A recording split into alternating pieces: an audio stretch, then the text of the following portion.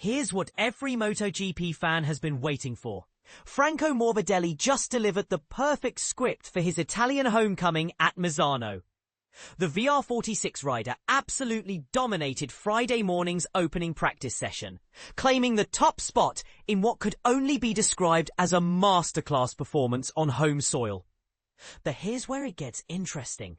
This wasn't just any ordinary practice session victory. Morbidelli's lightning-fast lap time in the final 10 minutes of FP1 left him with a commanding quarter-second advantage over none other than Fabio Quartararo, the French sensation riding for Monster Energy Yamaha MotoGP. For those new to MotoGP, a quarter-second gap in practice might not sound like much, but in this sport where milliseconds determine champions, it's practically a statement of intent. The drama didn't stop there, though.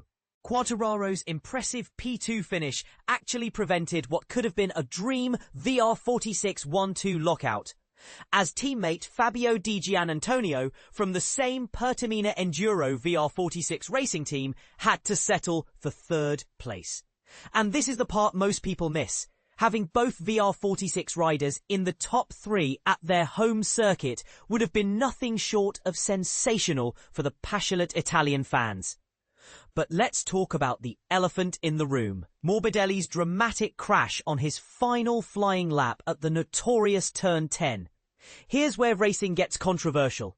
Should riders be pushing that hard in practice sessions, especially when they're already sitting pretty at the top of the timesheets?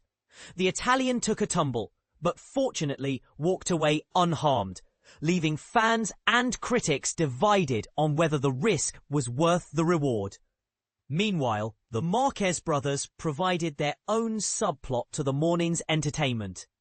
Alex Marquez, fresh off his stunning Catalan Grand Prix victory, secured fourth place riding for BK8 Gresini Racing MotoGP, managing to edge out his more famous brother Marc Marquez, who currently leads the championship standings for Ducati Lenovo team.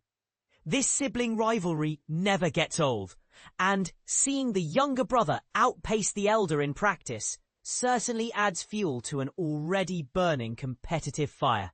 For Honda fans, there was a glimmer of hope as Luca Marini claimed the best Honda position in sixth place. Riding for Honda HRC Castrol with new rear aerodynamics and exhaust modifications, Marini showed that the Japanese manufacturer might finally be finding some much-needed pace. The fact that this happened during his home weekend makes it even sweeter for the Italian rider. Pedro Acosta continued to impress in his rookie season, securing 7th place as the fastest KTM rider for Red Bull KTM Factory Racing. The young Spaniard has been turning heads all season, and his consistent performance in the top 10 proves he's no flash in the pan.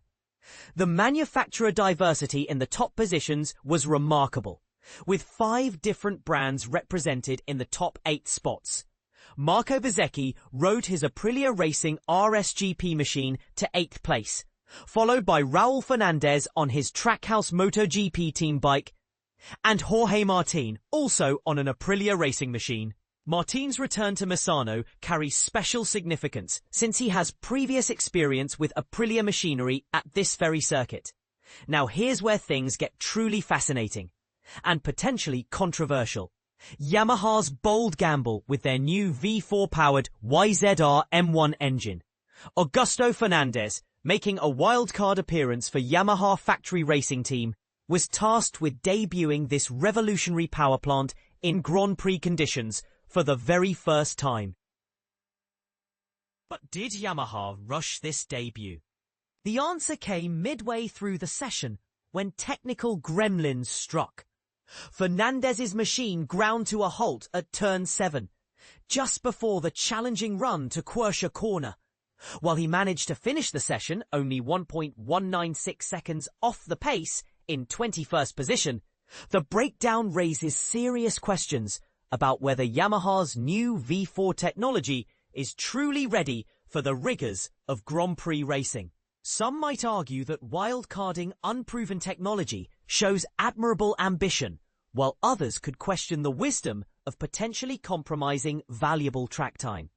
Yamaha's troubles multiplied when Miguel Oliveira, riding for Prima Pramac Yamaha MotoGP, experienced not one but two crashes during the session. First, he went down at turn 16, managed to remount and head back out, only to crash again at turn 1. For a rider and team trying to build momentum, these setbacks couldn't have come at a worse time.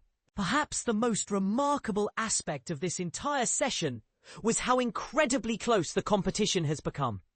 The top 17 riders were separated by less than a single second, a testament to how evenly matched the current MotoGP field truly is.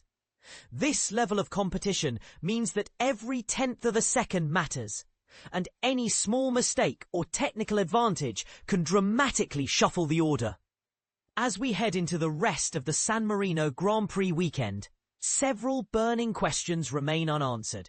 Can Morbidelli maintain this blistering pace when it truly counts in qualifying and the race? Will Yamaha's V4 experiment prove to be a masterstroke or a costly gamble? And most importantly, with the championship battle heating up, how will these practice session dynamics translate into actual race results? What do you think about Yamaha's decision to debut their new V4 engine at such a crucial point in the season? Was it a brilliant strategic move or unnecessarily risky? And should Morbidelli have been more conservative on that final lap? Or do you respect his commitment to pushing the absolute limits? The debate is wide open, and every racing fan likely has a strong opinion on these contentious topics.